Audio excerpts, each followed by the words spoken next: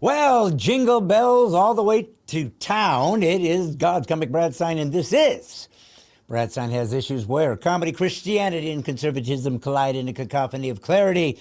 And it is Monday night, and we have a very special guest. She's been with us once before, but she really talks about women being involved in the system, Christian women in the political realm, in taking care of government, in trying to take care of your city, your state, your school board, anything and anywhere you can get involved.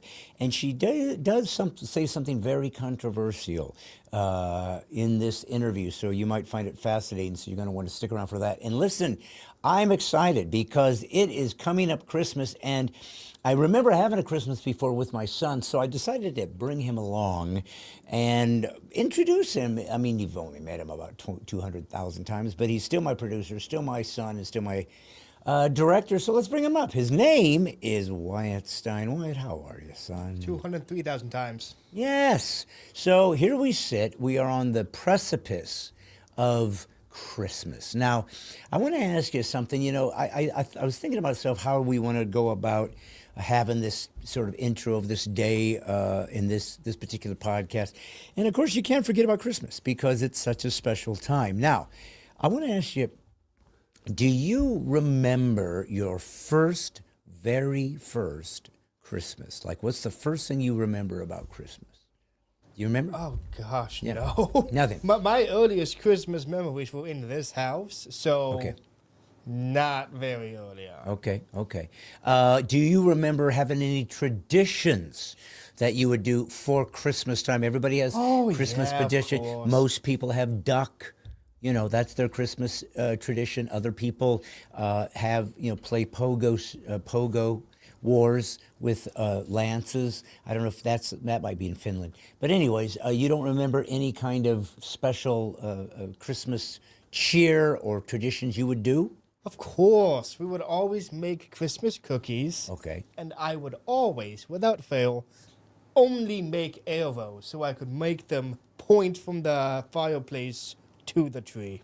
So in case Santa got lost. You felt an obligation to lead Santa to the promised land, or in this case, the Christmas tree, and not because you were concerned about his well-being, but you were concerned about getting your present. Am I accurate in that particular Look, assessment? the house is kind of big, I wanted to make sure the man didn't get lost. So let me get this straight. You would make Christmas cookies for Santa, and they'd be arrows. Yes. With sprinkles. Now, was that like one of the punches, or did you just design that yourself? No, it was one of the punches. I took one look at it the first time we got the bunch, and I'm like, that's going to be my thing. Okay. And you did every year? Every year. Okay. Well, listen, I want to ask you, do you remember any particular Christmas programs you would watch on television? Do you have any particular favorites? Yeah. A lot of people do. It's a Wonderful Life, I think, is maybe the classic of classics for Christmas time. I'm guessing, knowing you've never heard of the movie, nor have you ever seen it. But I'd throw it out there just to give you an opportunity to show your lack of depth when it comes to classic movies. I know of It's a Wonderful Life. Yeah. Have you ever seen it? I believe I have, yeah. Okay. What's it about? A Wonderful Life. And that's how it ended. The whole thing was Oh, about no, the ending was horrible. You're right. It was tragic. It was like watching the Titanic, but like the sequel. I get you. Like the holy trinity of terrible incidents. Titanic, Hindenburg, the ending to It's a Wonderful Life. Well, in no particular order. And clearly, if you were watching it and you were dyslexic, that would make sense because there was a lot of misery in the beginning, but it was one of the most beautiful, heartwarming endings of any movie in history. So, well, I mean, dyslexics are the only group of people that understand Inception. Like, they finish that and go, yep, that makes sense. Okay. I don't even think I've seen Inception. Is that a Christmas film? No. Okay. I mean, you could make it one if you wanted to, but do you not know what Inception is? I think so. Who was in that? I don't know, but it's the whole dream within a dream within a dream sort of Oh, thing. yeah. Like super confusing and stuff. Maybe Leonardo DiCaprio. Something like that. Kind of the whole crux of my joke being you knowing the basic concept, but you Sorry, know, I failed. it's only, December 14th or whatever. It's not like we actually are getting close to Christmas or anything. I was just back. Let's see, it's Monday, so I just got back Sunday, this morning. Actually, it was this afternoon because you picked me up. Yes, I did. But I got to tell you a little bit about where I was. I was in. It started in Tennessee with a little tiny church that I went to. Actually, you went with me. We drove to it because it was only like 2 hours away. And we performed at the church. I don't know, it seems like almost months ago now, doesn't it, Wyatt? Do you remember the church I'm talking about? Oh, God. In Memphis. Oh, yeah, I know. Tennessee, It was like so far out of the way, I had forgotten it completely. Yes. So we went to this. It sat like 12 people, 10 showed up. Yeah, it was, but it was very. But it was so fun. In the middle of wonderful people, wonderful pastor, wonderful congregation. We had a lot of fun. Then we drove all the way back, and we had some great conversations. And then I took off on Saturday and with your mom, and we flew to St. Louis. Now, out of St. Louis, I got in a car, and then we drove to the Drury Inn in Illinois because I had to get up in the morning to do 2 Sunday services, one in a campus church and one in another church, and Life Point Church, by the way. And then that night, it was a big party celebration for their church, and it was wonderful people. And then we got up the next day and flew to Tulsa, Oklahoma, where we then drove to a couple hours away to another Oklahoma church, and then spent the night. That night, second night, Tuesday, we performed in another small, wonderful church. Then the next day, we drove to Tulsa and got into our next room. And there, we got up on Thursday, and I performed with Chad Prather, who's a great comic and a Christian guy, conservative guy.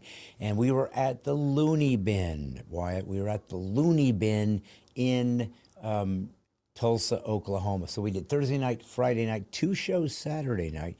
And now we're back here Sunday, and then, of course, here's Monday. So this is a whirlwind of a week for me, and it's just kind of winding down, and we're heading into Christmas. Now, the reason I bring it up is because something happened this past couple of years that was a curveball, I'm going to be honest with you. So for those of you who don't know, and you wouldn't, and if you did, it would be because you stalked me, which means I'm going to call the FBI. But we used to really decorate the home of my house for Christmas. Now, when I say we, I mean my wife, and I did one thing, which was I hung the lights. Now, you have to understand, I'm old school. I come from the 60s. So to me, the only true Christmas lights for outside are not white brights. They are not the hanging icicle things. They are the C9 multicolored, muted, so they're not like the clear bulbs. And I would put them up. I had them growing up in Indiana and California, and to me, that was Christmas. And so that's what we put up. They were hard to find, actually. And I put them all the way across, all the way up the big, we have, fairly high spot on one part, maybe 20 feet high in one part of our home. But I did it all by myself and hung them up. And then your mom decided to put these around all the windows and staple them in around the entire house, then run a path. And it ended up looking like a gingerbread house. That's what everybody said. It was like a little gingerbread house. So we went ahead and got some wood poster board, cut it out into the shape of a couple gingerbreads, painted little scarves and whatever, hung them, and it ended up being a gingerbread house, and that's what it was. Now, your mom would then get inside, and she got busy. Of course, we used to have a tree forever, but then she went to 3 trees, smaller, medium, larger. These were fake, but they were perfectly synchronized. And then she would just decorate them, and then she would put whatever you call it, hearth, fern, I don't know. But it would go up the steps. It looks like basically a ring of fir tree branches. And just, really, really made a beautiful. Her grandmother had a nativity scene, so we put that up. But it was gung ho, man. It was beautiful, and it just got me in the spirit. I got there and I said to myself, "This is Christmas. It feels warm. This is where I want to be. This is exactly where I want to be at Christmas time." Well, a couple of years ago, your mom started getting concerned and viewing a lot of the internet guys about Christmas. And the big problem was that Christmas was pagan. Now, this is a thing that we've heard, and I'm sure if you are listening or watching and you're a Christian, you have seen every time you want to post a little Merry Christmas, something, well, it's a pagan holiday. Pagans are the ones that started Christmas, which they didn't, of course, because there was no Christmas and without Christ. So, but they said that the pagans had a holiday of their very own. I think it was winter solstice or Saturnalia, something or other. And they would take a tree and they'd do something with the tree, and that made it pagan. And then they talked about, I think it's in Zechariah maybe, where a guy would go out into the forest and cut down a tree and bring it in and hammer it with nails and so forth, and put gold and stuff. And they said, see, he's like basically a Christmas tree. Well, it wasn't. The guy literally was an idol maker. So he would go in, cut down a tree, and carve it into an idol and then put that up in somebody's home. So it had nothing to do with, because it talked about him carving it in workmanship. It had nothing to do with just hanging a tree. It had to do with carving the tree into a false idol. So this is not a Christmas tree. But somewhere along the lines, the idea came that there was some pagan origins, or at least the Christians had borrowed some of the pagan traditions and then flipped them on their head and turned them into a Christian tradition instead. The tree was supposed to be one of them. I think maybe the holly might have had some kind of witch's brew, kind of pagan Celtic, who knows. I think the mistletoe had some kind of significance, and let's see, I don't know, I'm not sure what other things, but basically everything that, or a lot of the stuff that we use traditionally to decorate for Christmas was some kind of pagan thing. But I've done a lot of research. Wes Huff, who's very popular now, he did a lot of research. He discovered there were even some indications that perhaps pagans actually saw Christians celebrating Christmas, and they picked December 25th because they were losing all of their pagans to this Christianity, so they wanted to bring them back, and so they actually they stole our holiday. But the whole point is that I was struggling with the concept for so many reasons as to why she was concerned. But here's the most important thing, guys. My wife was doing a deep dive. She was trying to understand God at the deepest level. She wanted to understand Christ. And so she was trying to study, and she sees these different people talking about these different things. And that's when I realized that there are these other opinions out there, and she wants to know God.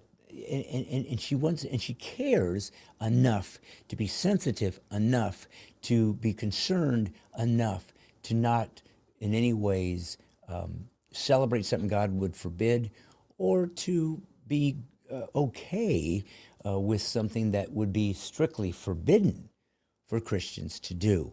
And so here we sit,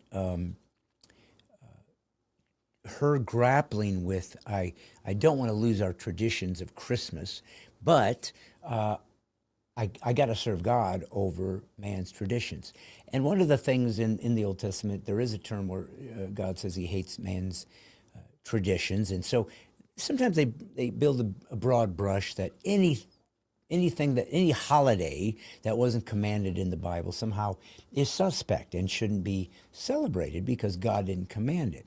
Well, the thing is, though, Jesus celebrated Hanukkah. Hanukkah was not a God-created holiday. Hanukkah was a man-made holiday.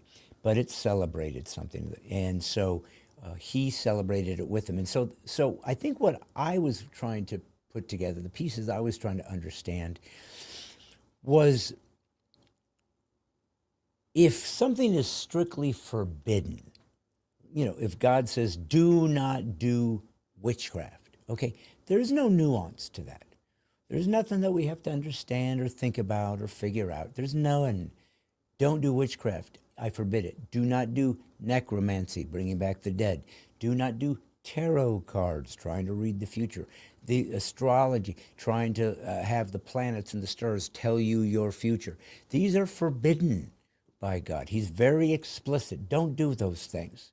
I don't want you to do it. So that certainly makes sense, not to do those things. On the other hand, what about things that God doesn't forbid specifically? Are you telling me that a Christian can't create their own tradition? Why can't I decide that on November 7th, I'm going to celebrate the fact that Jesus Christ fasted for 40 days and 40 nights?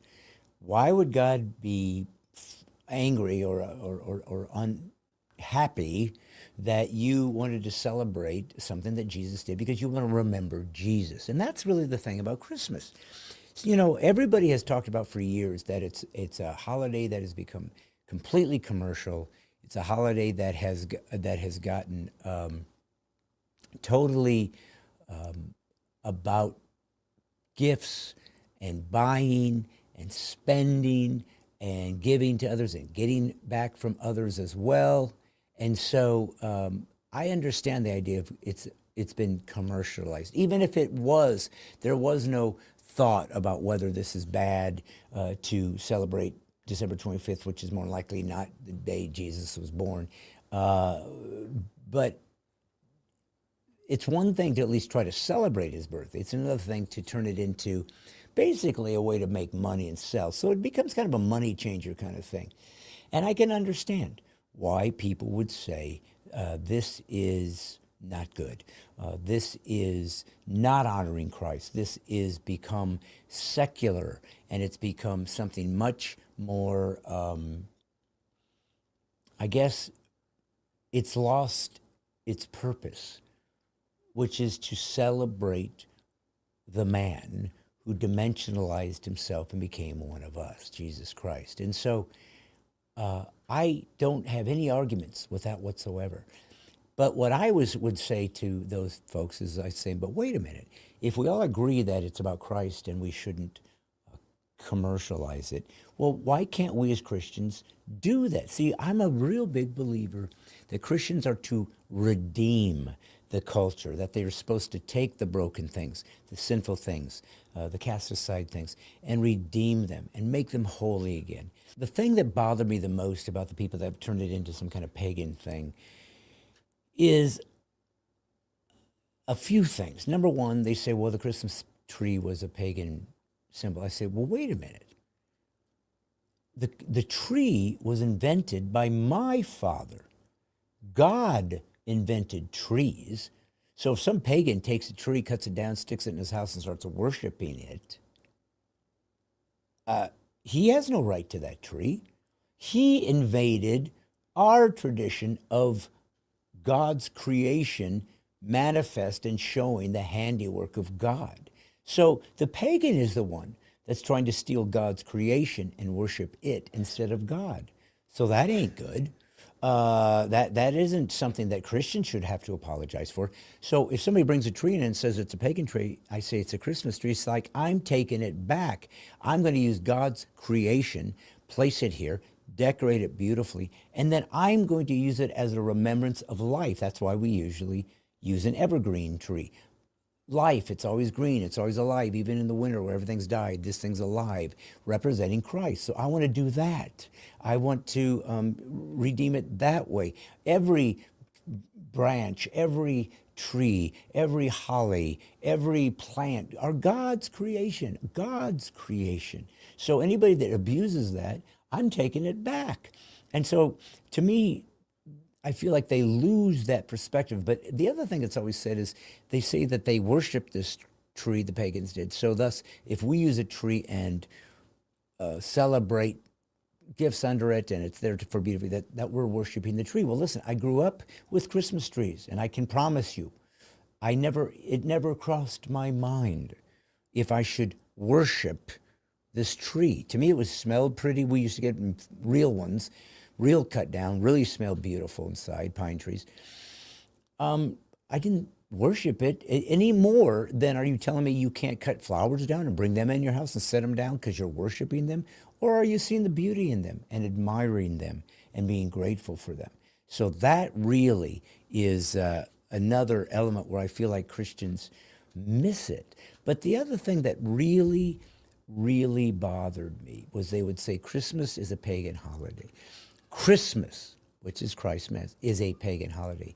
So just framing it like that is like, what are you telling me? That Jesus Christ is pagan? Let's not frame it that way. If you want to say Christmas was celebrated on the date of a pagan holiday, you could say that. That's still up for dispute, by the way. But it's not a pagan holiday. Everybody that celebrates Christmas that are Christians are celebrating the birth of Christ. It's not. It's as far from pagan as it can get. It's the opposite. It's the actual worship of the actual God that actually existed on this earth. So there is nothing pagan about it. This is pure God worship. And we don't worship the tree anyways. It's just a decoration to drive us towards God. So I really think that sometimes Christians lose the fact that we have power over this earth. It was our Father's creation. So we can use his creation and do something beautiful with it and make it something wonderful and make it something that can be admired. You know, people want to remove it. Let's not celebrate it. And so suddenly we don't have Christmas anymore. Well, what is one thing Christmas did? It made the winter beautiful. All the beautiful lights and the glow and so forth and so on. And the colors, the green and the reds and the gold, silvers. And so it's like, yeah, everybody's celebrating this. And you can say, well, a lot of them aren't celebrating Jesus. They're just celebrating some arbitrary, commercialized holiday that doesn't mean anything anymore. To anybody that's paying attention. Well, to Christians it does. We still go to church and we sing hymns that remind us of the birth of Christ. And by the way, these hymns oftentimes weren't written for Christmas. They were written as a hymn about celebrating the birth of Christ. And then we said, well, hey, we've already got this song. Let's play it at Christmas time when we represent celebrating the birth of Jesus. And so, you know, we have our own traditions, but those traditions are designed to worship God. So this is a beautiful thing. The Bible doesn't tell me that I'm allowed to take the studio and put a cross up and start having, you know, a celebration of Jesus every 45 days. It doesn't tell me I have to do that, but I could. And if I'm celebrating God and I'm celebrating Christ and I'm celebrating my faith, then what's wrong with that?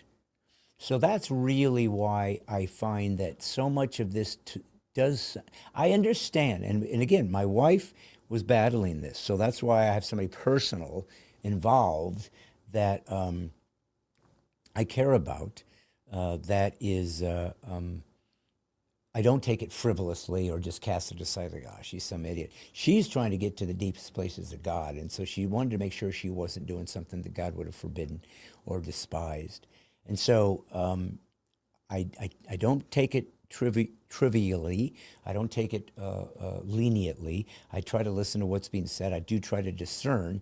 But I really, really believe that in the end, who would be the best served if Christmas was eliminated? If every December 25th, it just was another day in the winter, nobody celebrated nothing, didn't have special songs, didn't have special beautiful lights out.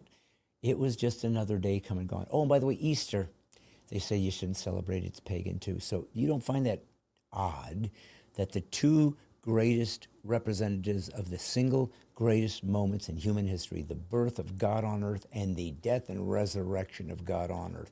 Never done before, never will be done again. It was done by one, Jesus Christ, the Jewish Messiah, who they abandoned. Not all of them. The first Christian church were Jewish people. But many abandoned him and said, this isn't the guy. But for those who watched his miracles and saw him do what he did and watched him fulfill his prophecies, they knew that something had happened. And then they saw him die and come back to life. And they said, that can't be ignored. We have found Messiah, and we will die for that if necessary. And that's really what I've asked you guys before. You know, what are you willing to die for? You know, it sounds easy to say, and it's a very simple thing to do. To watch a movie where somebody does something heroic, or to read a magazine article or see a news clip of somebody doing something heroic and admiring that and thinking that's a wonderful thing to do. But when it's your turn, if it is your opportunity to be that person, then you'll find out who you are, because it's very possible you won't do what is necessary and trusting God for your life if it costs you that. Your faith means so much to you that you won't compromise, and you will pay a price, and you might get kicked out of your school or your job, or you might be shunned, and there might come a time soon where you can't even buy and sell. And so that's where we really decide, what do we believe about this Jesus thing? You know, I got to tell you guys, I have been in front of so many people and so many stages for so many years in my life, and I have no problem talking about Jesus, joking about funny things about life, but talking about Jesus seriously. I love to try to encourage believers to become disciples and to go to a next level, the deepest level. I love doing that. I have no problem trying to describe why I think Jesus is unique and one of a kind. Matter of fact, one of my largest clips, are about the Bible, one of the most viewed clips I've ever done from my Put a Helmet On album, was about why the Bible is reliable and should be looked at as very feasible, that God is in fact in the form of Christ. So I love doing those things. But, you know, when I'm on stage, I'm comfortable. I know what it's like to perform. God gave me that gift. It comes very naturally for me. I enjoy it. And I've done it for many, many, many years, so I got good at it because I've experienced thousands of shows. But the thing that you'll find out as a teacher, and I want to forewarn you, is that when you teach things, God just might put you to the test. When you teach things and inspire people and hold people accountable to doing certain things and acting a certain way, it might be your turn. God might be saying, all right, tough guy, let's see what you got. And so that's why I said to you guys a couple of weeks ago, where there's some things that I was grappling with and still are, but some health issues that I'm still waiting to find out what's going on. Tomorrow, this morning, I had my first meeting with some of these guys, and I got another one Wednesday. So keep in your prayers. I'll go, again, folks, as things get more defined one way or the other, I'll let you know what's going on. But in the meantime, pray for me. But I want you to know that my hope and dream and prayer is that whatever my life becomes, wherever it goes, whatever it accomplishes, however long it has left, that I honor God. And it's really, really hard sometimes when you're confused by certain things, when you don't understand why this would be taking place, especially when you feel like God called you to do something specific and that you have a very intentional purpose on this earth to bring people to discipleship. Well, guess what? Folks, if you're being attacked right now by the enemy, physically, emotionally, psychologically, you do need to kind of take it as a compliment, because the enemy only attacks those he fears. He certainly is only going to attack those who are doing damage. If you are irrelevant and go to church but nobody knows, nobody cares, and you don't make an impact in your life, you're more than likely going to get off scot-free. You're not going to have to worry about any kind of major attack or difficulty coming your way, because you're irrelevant. Satan wants to leave you alone, so you just keep doing nothing and thinking you're doing everything. So that's really kind of what I'm at. I thought of Christmas. I talked to my son for a minute because of all the Christmases we've had together. But it is a special time. I wanted to talk a little bit about where I felt Christianity can override and overcome paganism and how it has to, because it's the only thing that's true. Paganism is a lie anyways. But I also always want to talk about faith, about what it means to be a true believer. And the one thing that people have admired about my show over the years is I tried to administer Christian worldview into the comedy and it inspired people to go tell the truth of Christ and the gospel of Jesus. Talk about it. Be honest about it. Don't shy away from it. Be bold about it and bring it to the marketplace. People need it. If Jesus is God, people need to know. They need to know because he's their only way to perfection and eternity that's not damned. So you owe them that. If you really love them, care about them, you've got to get out there and tell God's story through Christ. So you got to study to show yourself approved. You have to practice talking to people. You have to do the down and dirty work. And when you do, you will be rewarded. You will be bringing crowns to heaven to say, God, I had a couple things I pulled off and this is for you. Thank you. But you also very likely will be attacked and you will be going through a lot of turmoil and difficulty. And some of us, it will be the end. Our mission is over. But for those who continue, we want to inspire them. We want to keep them in our prayers. We want to keep battling them. We want to help them financially. Whatever can be done to get the gospel into the marketplace, that is our commission. We are here to redeem the earth. And so I'm hoping that you guys are doing that and thinking about Christmas as a time to say Merry Christmas and let people know just exactly who Christ is and why this date that we use to celebrate his birthday is one of a kind. Speaking of one of a kind, I've got a very special guest. Her name is Diane Canada. I've had her before, but she really has a wonderful ministry that you should know about. It's for anyone, but women specifically, I think, can get a lot of value out of her. But she really has some very controversial perspectives that you're about to find out. As a matter of fact, she reveals one that she's never said in public before that you're about to hear. But you'll see why, and you'll see what she's up to. Go to see her. We're going to put a link up so you can go visit her website, join her ministry, get part of it, and participate, become warriors. And so I just want to wish you a Merry Christmas as we get closer and closer. I want you to have a great week, and I want you to keep me in your prayers. And as I pray for all of you, that God would just give you blessings and strength and peace, and especially if you're going through some turmoil right now. So, folks, please sit back, grab some eggnog, some hot chocolate, throw a couple marshmallows in there, put your feet up, get a fire roasting, and enjoy this really wonderful interview with Diane Canada.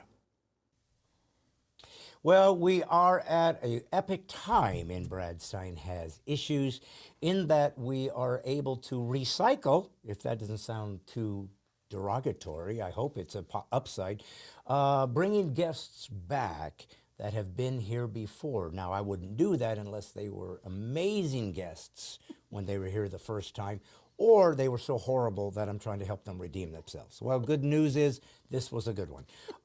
We've only had a couple that have returned yet. There's more certainly I want to bring back.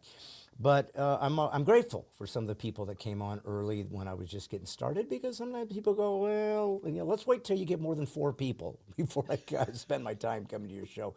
But anyways, it has grown, and but so is this dear sister's ministry. And so I was grateful to bring her back on. She's had a lot that has happened and has changed and has gotten good, and I'm sure some challenges along the way, but welcome to the club. Meanwhile, we're going to discover it, but I promise you there's some things out there for women, specifically who are Christ followers and conservatives who are trying to understand how to navigate a very difficult season in America and in the world. How do we do this? How do we be believers? How do we stand strong when evil is upon us? Well, I got a woman that's helping you do just that. And so we're going to bring her on, an old guest, and with a brand new way to experience some ministry that God has given her. So welcome, please, back to Brad Stein Has Issues, Diane Canada. Hello. Hello, my How darling. are you? I'm good. How are you? Now, if you ever want to make a special personal note to somebody, there's your camera right over there. Yes, So- yes. But anyways, so good to have you back. She is the founder of Lady Up America, which is cool. Lady Up, like man up. And Yep. you said, let's do it, make it Lady Up. And so I wanted to talk to you a little bit about your ministry, but some other things too. But before we jump into some of the other areas I want to discuss with you, as far as where things have gone with your ministry and probably new things that have popped up since we talked.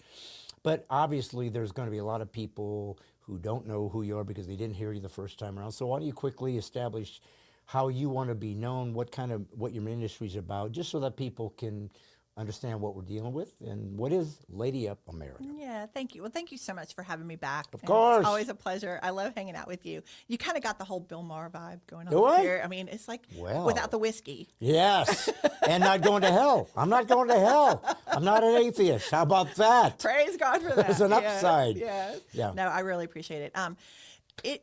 Lady Up America has been developed over the last 3 years, Mm-hmm. and I think it is predominantly it's all about healing. So it's about the reason I call it Lady Up, that man up, is we've got to grow up in our faith. Number one, if we're going to be influencers. Mm-hmm. And what I'm finding is that a lot of people just don't want to grow up. They're perfectly happy in their little bubble, but God has been healing me and growing me up and maturing me so much. I feel like I've had a growth spurt like I've never had before in the last 3 years building this. But what it's turned into is it's a training program for Christian Republican women, teaching us how to be influencers, not with strangers, not on a platform. Those everyday conversations that we are encountering naturally, those neighbors at the mailbox, those coworkers around the Keurig machine, it's the people that we're already seeing over and over and over again that hold opposing views. How do we, as Christian conservatives, how do we reach them and how do we win them to our worldview? We've been so conditioned that, don't bring your faith in here, check your faith at the door. Yeah. And faith and politics are not separate conversations. Yeah. Faith informs our politics. I see. This is really important. It's something that I learned, Diane. When I started out doing comedy, that ended up becoming more driven to the church, when God was basically transforming a career into a ministry. And it's a hard lesson because it's very odd. It's confusing. We were talking a little bit before we started filming, but maybe we'll come up again. We get used to how to gauge effectiveness. Like, are we doing a good job? Well, how do we do that? And the only reference point we have is business, our work. So I do this and I get paid this. Oh, I've gotten this many accounts as a salesman. So I'm making more money. Oh, I'm on a podcast and I've now got 100,000 subscribers. Oh, I'm really getting so. Oh yeah, but he's got 10 million. So there's always this sense that you got to gauge success by numbers. Yeah. Like, how many do I have it? And it's the only way we can understand or feel like we're accomplishing Making anything. impact. And so I think when I learned that I'm supposed to pursue the calling, not the results. Yes. That's like a key phrase that I have incorporated into this training program that I've built. You stole my phrase? I didn't steal that one. Okay, well, but if you do, no I want copyright royalty. infringement. It's the phrase that I say over and over and that I've had to even get through my own thick skull is release the outcome. Your only job is to say, okay, so I had this coach years ago that taught me this. And, it's neat how even God plants seeds in us before he develops us to go plant them for other people. But I had this great coach that I was on the rifle team and color guard and stuff in high school. And so many years later, I was singing, it was when I had my singing career. And he came to one of the shows and we reconnected after all those years. And he had always been a great mentor. But we were sitting out in the driveway, just leaned up against the car, and he was trying to talk to me about, at that time I was ending my shows with Amazing Grace, and And I had a lot of pushback from people on that because they're like, don't bring your faith into the show. Oh, because you were a mainstream singer. Yeah, it was country music. A lot of that. We were doing a in the round style show that we were touring with, and God had. It's a long story for another day, but God had put it on my heart to end all of our shows with Amazing Grace, and I just was obedient, even though I was worried our contracts would be canceled. They never were. But he's standing out in the parking lot with me after he'd seen the show, and he saw me end with that Amazing Grace. And he said, he goes, you have no idea how many seeds you sowed tonight by being obedient. And he said, your only job is to sow the seed. He said the outcome, the harvest is none of your business. Yeah. And that stuck with me for years, and I thought, wow, so I've incorporated that now. I understand it so much deeper now. You can't worry about the numbers. And you're right, like in all of our careers, that's how we measure, that's how we gauge our impact. But in this, God's been working on me a lot, and he's been saying, stop looking at the numbers, stop worrying about the harvest. And that's so hard to do because you want, your pride, our ego, we want to know that somebody's listening. We want to know you're pouring your heart out on these cameras and on these podcasts. You want to know somebody's listening. But God has shown me that the person who's meant to hear it will hear it. Leave that up to me. Stop. Just take your hands off of it. And you just go sow. You just be about sowing. You be about my business, and let me worry about the rest. Yeah. Well, and the other thing is that I'm constantly learning myself. And it is tricky. I'm going to be honest. It's a little, I'm going to just say it's even more challenging for somebody in the performance arts. Yes. Because our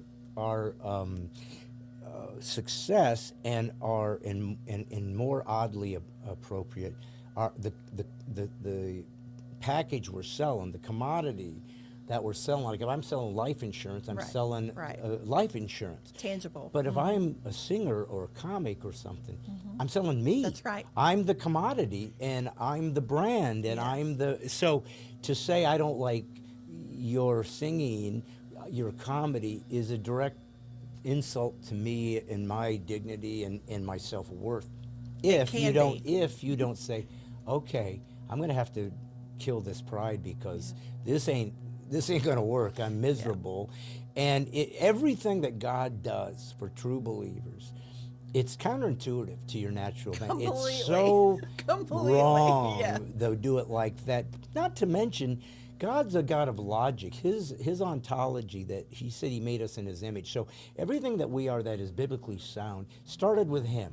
If we speak the truth, well, he's a truth teller. He is the truth. If we love, it's because he's love. So if we laugh, well, God laughs. Yes. If God's angry, we can get angry. In a proper setting, it's called righteous indignation as opposed to brute force. There is an out of balance. But my point is that when we take it seriously that God asks us to become slaves and crucified and dead to our desires, I think the deeper you get, the more you go, he was serious. This wasn't a metaphor. He's really saying, you don't get your life anymore. That's right. I already paid for that. That's right. It's mine. That's right. Trust me, the outcome, you will be pleased when it all wraps. But you're not your own.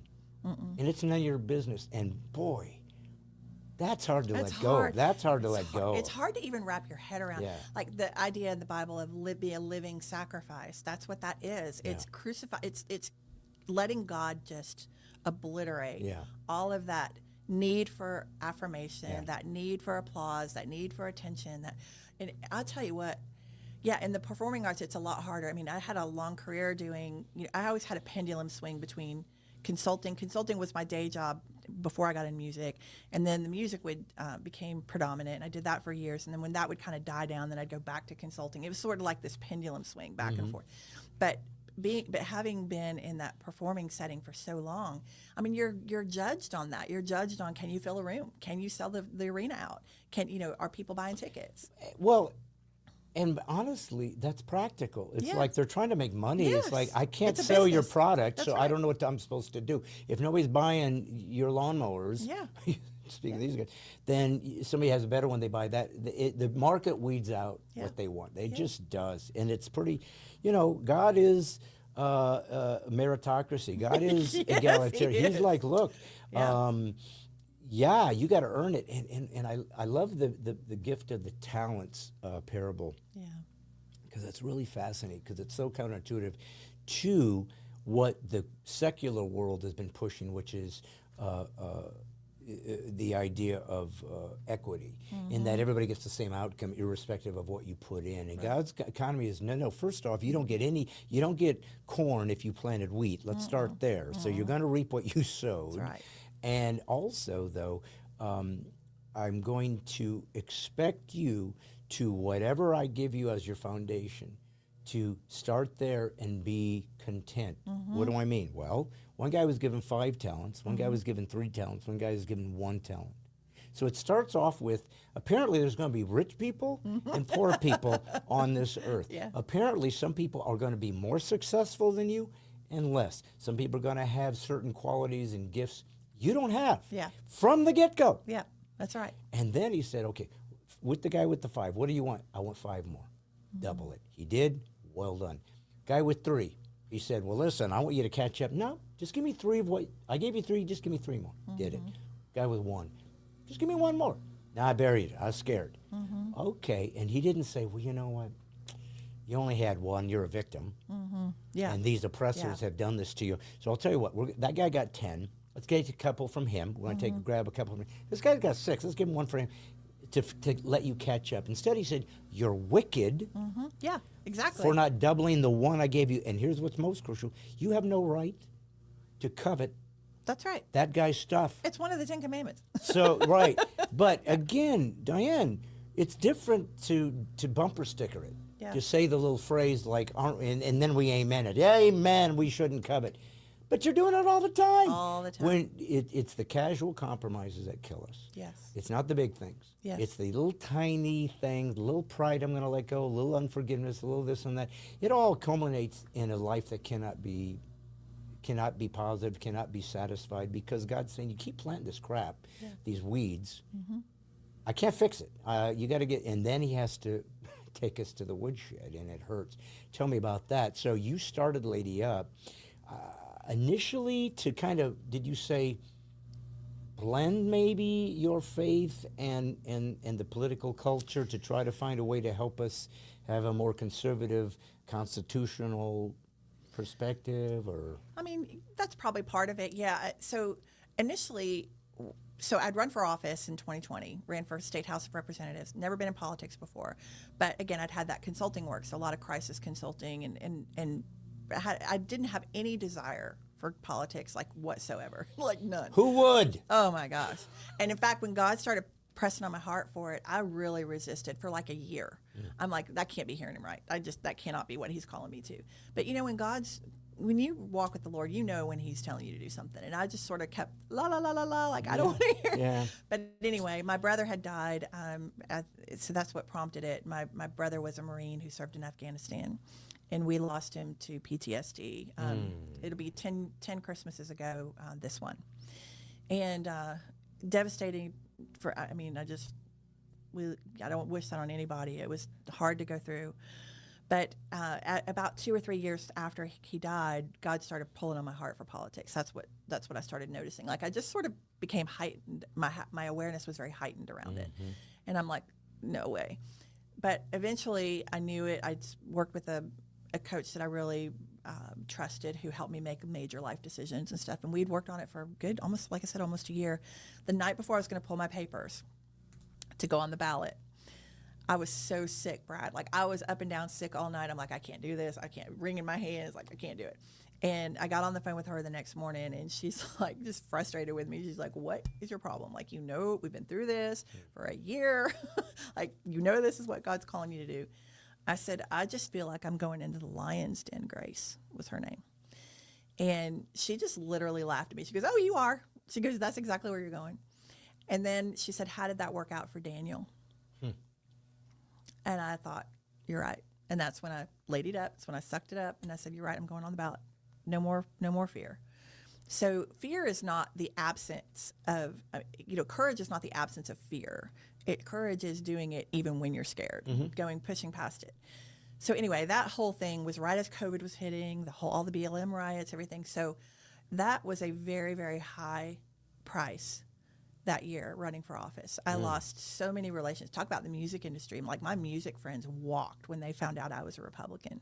So many. I had we had never talked about And this politics. is in the country music field. A lot of it, yeah. Okay, yeah. Yeah, a lot of, I mean, my show was a roster of 32 artists. We would do an in the round style show. So we'd do 2 or 3 artists at a time when we toured. And we eventually had a TV show with it and all. So I had artists in lots of different genres, but either pop, country, mainstream stuff. And I had no idea we were so far apart politically. But that COVID and all that just brought out the ugly in everybody. When the mask came on, the mask came off. Oh, they did. That's a great line. So true. You're not going to steal my second line, are you? I might Quiet, she's stealing all of my lines, I might have son. to take that one. That was Call pretty our good. copyright lawyer immediately. I am a songwriter. So you got to be careful what you say around That's true. But anyway, so I just I wanted to set up the premise for Lady Up. Like that's what was going on pre-Lady Up. The race ended, and the party thought that my opponent would leave me in the dust. I mean, first-time candidate, no money. I mean, but I ended up coming in at 46% of the vote, which, almost we were neck and neck all night, and then the mail-ins came in and put him over. And so... And it wasn't rigged, that's for sure. At least we knew everything was square and on the up and up. Of course. That we know, we can count. The one thing we got from COVID, the one beautiful thing of COVID is how fair our elections are in the United States of America. Well, it's interesting because everybody afterward, they were trying to assure me how fair, but I was relieved because I didn't want the job. I didn't want the job to begin with. You big baby. I'd been up to the Capitol. Big baby. Shadowing the legislators and all, trying to see what the job was, and I didn't want it. Like to me, as an entertainer and all too, there's nothing more grueling than sitting in those dark wood rooms looking at bills all day long. Like I didn't want the job. Yeah. And if you got like ADHD or something, you're gonna hang yourself. I mean, because it's just so monotonous. It's monotonous. Yeah. It's like, and don't get me wrong, there's probably gonna be some of my legislator friends who watch, and I have all the respect in the world for what they do, but I just didn't want to do it. So after my pride, got over it, we had to go to the mountains for a couple days just to kind of settle down. Then I just started questioning God, like, why'd you put me through that? Yeah. Like, what was the point? To lose all these friends, I lost my adult son in the process, relationship with him. It's like, it costs so much. Yeah. But like we were talking about earlier, that sacrifice, when you obey him, there's going to be suffering. Like, I'm just telling you right now, anybody who's listening, if you sign up as a Christ follower, there's going to be suffering. Yeah.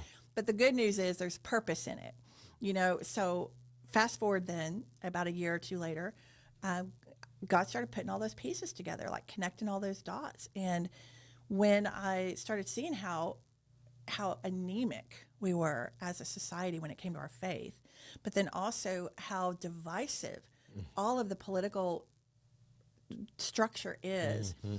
As a consultant, like my job was to go into companies that were in crisis and see what the real story was, get past all the emotion, get past all the hostility, and get to the root of what's really going on here, and then try to bring it back to life, kind of just pump life back into it. So I started looking at our politics with that lens and saying, where are the gaps? What's really going on under all this emotion and hostility? And God's just shown me that with the consulting and with the songwriting, being around messaging, saying a lot in 3 minutes and having to get hook somebody's attention and motivate them, move the needle in the human heart. It's like all of it just sort of made sense. So I just started culminating it into this training process. So the whole goal is, like I said earlier, for Christian conservative women, namely, and I need to say Republican because I want it to not be so vague. Like, we need to go vote. The Republican Party, okay, let me just say. Go ahead. They are a hot mess, okay? The Republican Party is like, it needs heart surgery. I'm just going to say. So I'm not saying that for anybody watching this, I hate Republicans. I understand why people say that. I really do. But this is the only viable option we have. There's not going to be a third party anytime soon. And so what we have to do is repair the party we have. It's just like America. Okay, America's got scars and warts and all that, but you don't tear America down. What you do is you just try to rebuild it and revive it, renovate it. So that's the spirit that I come at the Republican party with. I don't want to be inside the machine. Oh my God, it's ugly. Oh my gosh, Brad. God has taken me like on a tour of every back alley and under every rock, and oh my God, it's ugly. But it's a necessary force also, because you've got to have the money to stand toe to toe with people who are trying to rip your country apart. So as Republicans, how do we do it better? How do we win people? It's just like Christianity. Like, it's exactly the same concept that Jesus taught us. You don't go in with your fists, up and waving your fingers around, telling everybody how wrong they are. No, you go in with the fruit of the Spirit, and you attract people to want to have what you have. But if Christians, if we don't have anything that's attractive, so we got to like clean up our own house first. We got to lady up, clean up our own house. But we got to want what we have. Exactly. See, yes. We got to appreciate when it. we talked about it earlier about the cost, I mean, I'm equally culpable. I've been a Christian my whole life since I was 9. Now, I had my peaks and valleys, my prodigal. I'm not going to act like I nailed it, but for the most part, I never didn't believe this was what I believed was true. Jesus was God, Messiah, died and rose. This is my faith. So that I never didn't believe that. So for all intents and purposes, since I was 9 years old, I've been a Christian. Yeah. It's only in the last year that God made it very clear to me. I never called you to be a Christian. I called you to be a disciple. That's right. And I've said this a million times, but I'll continue to say because it's so crucial. My call to the church right now as a comic is to the church. I'm not an evangelist because, for some folks, this might seem callous or incongruous with what as evangelicals think we're supposed to do, which is get everybody saved. And I've seen it. I've seen it all my life. I've seen bow your head, close your eyes, raise your hand if you want to accept Jesus. But don't worry, nobody's looking around because we don't want you to be embarrassed. That's right. And it's like, wait a minute. Yes, exactly. You're embarrassed? Exactly. Well, then you don't get Jesus. It doesn't work like that. That's right. What did Jesus say? If you're embarrassed, You don't me, get it. Yeah, then I'll be and embarrassed. every person I ever saw him call to himself was wide open. Yes. Eyes wide open. Hey, you two sons with your dad here working, follow me. That's the dad had to be going, hey, whoa, wait a minute. They got work. Nope, this is more important. That's right. Seems disrespectful to the father, right? So it's a real all in or nothing thing if you're serious. And so, but the understanding, Diane, of realizing that none of this is yours anymore. That's You right. you are literally release yourself from yourself so God can work through it as though you're a Yes. puppet, as though Yes. you're a Yes. machine that he Yes. says, I'm just going to speak through you. And you know what? Yes. Every person, for the most part, that in the Bible, that God used significantly, Moses's, David's, so forth, every one of them were different, right? They had different lives, different. Some were rich, some were poor, some were kings, some were peasants, prophets, whatever. But they all had one thing in common. They were convinced they were the wrong man for the job. Yes. Yes. Amen. I can't do That's this. right. I Gideon. can't hold my Yeah. thing. I'll hand it up. I'll speak with. So if you look at the Bible and take it seriously, the formula for how this works doesn't change. The same story from Babylon has been told. That's where we're at. Yeah. There's nothing new here. Yeah. The Democrats aren't the new evil that never existed. That's right. They've always been here. Just disincarcerate. And the Republicans aren't the new Judases Right. who have betrayed us when they promised to be on our side. It's always been here. And so we fight and battle truth and lies. That's the beginning of history. Is Satan says, I'll be God. And God said, no, I'm truth, so you're lies. And that's how it's all been. So it reveals itself throughout seasons in political parties or philosophies or kings. Or it has different masks, but it's the same thing. It's the the truth and same, the lie. exactly. So you got this lady up, and when you first started it, it was, I guess, kind of more of a educational curriculum, perhaps, and or a conference that people could come see, and you're trying to train them, I guess, in. And I don't want to put words in your mouth, so you tell me. Not so much in the particular things that are at stake right now specifically? Maybe you do, like, hey, we got an abortion bill coming up, we got this and that. But is it more what you're telling me is how to think like a Christian so that you can apply it to who is supposedly representing your vote in this moral issue or in this constitutional issue? So is that kind of what you're training them, is how to think Christian, which should affect then how to properly and morally and virtuously vote for those who are doing things that appear to be consistent with how God would see and frame the world? Is that kind of what I would you're say doing? that's very close. I mean, you're pretty close there. Okay. So the premise of it, and I just want to back up to lay this foundation for what I'm about to say, to what you just said, that we're called to be disciples, and you're not called to so much be an evangelist as much as you're trying to train the trainers. That's really my heart. I've wrestled with this a lot. Like, who is my audience? Like, who is my target avatar? Well, it sounds like a lady up means women. It means women, but what God has shown me is it's women that are already really active in the Republican Party. Okay. So it's the trainers, it's the people who are already on the field, and I just need to help them. And what do you give them they're not getting right now? I've got a whole program. Okay. And We'll put a link up so that you all can see yeah. where they're going, but go ahead. Yes, I give workshops that take a good half day to get through. But now I just put it all into digital format so people can go online and get it, on demand. But the first half of the program is filling in a lot of the blanks that we have, because even if we're a Christian, there's still a lot of things we don't understand what that means. Like a lot of what you've alluded to, like we don't understand what is required of us to walk that out every day. Or why Christians see the world the way they do. Yeah. We know that we shouldn't kill a baby, let's say. Yeah. But you need to go deeper. Well, why? Right, exactly. Why do we not do it? Well, because it's a life. Well, so what? Yeah. There's lots of lives, lots of deaths. Because we believe that every life is made in the image of God. That changed the That's world. right. The only reason we even have civil rights, women's rights, children's rights, human rights, all of that we think is instinctual, all the progressives think we invented this idea of taking care of the poor and the downtrodden, came from one idea. There's one God. That's right. Not a pantheon of gods, not a polytheistic God. One guy, which means if he invented the humans, we're all related to the same Father, so we literally are equal. And he said he made us in his image. Nobody else had ever thought about that. Nobody else had ever said you're made in the image of God. It sounds blasphemous to some religions. And so to have that foundation, you have that to have you that are first. intrinsically valuable because you exist and God deemed it so. Well, that's it. Changes the whole world.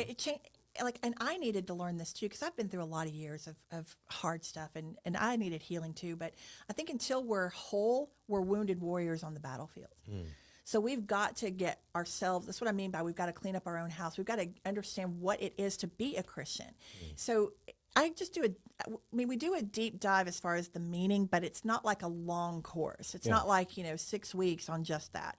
I try to get to the point very quickly and very concisely in the program. But you've got to understand your value in Christ. You've got to understand the fruit of the Spirit. You've got to understand how you can walk that out authentically. Because if you're a hypocrite, people pick up on it. They know. They understand. They may not be able to tell you exactly why, but they know if you're not authentic. Yeah. So you can't wear those masks. Like, you can't think like a Christian. You have to actually be a Christian. Like, if you're a lion and you walk into a room, you don't have to tell anybody you're a lion. They know. Yeah. So if you're a Christian and you walk in a room, peace walks in with you. People are drawn to you because you're authentic. So we have to first get that right. That's foundational.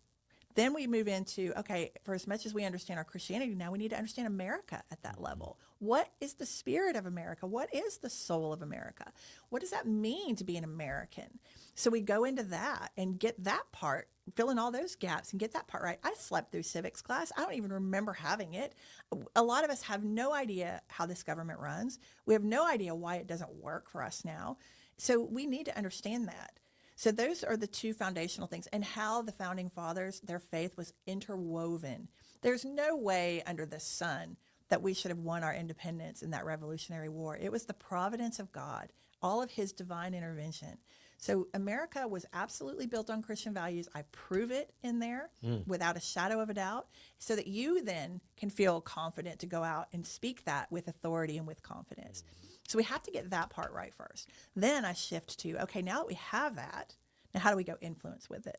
So I take them through my influence steps, which they're my signature steps that I have honed and crafted, and I walk people through them in a very interactive way.